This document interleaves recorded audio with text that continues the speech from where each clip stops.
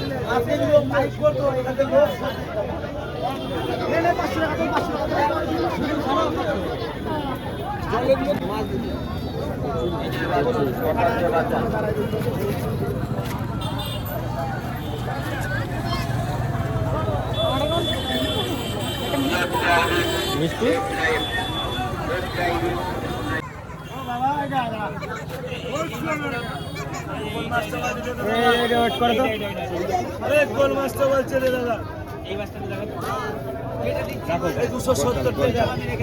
আচ্ছা, 70 এটা কম না, 275 270 টাকা।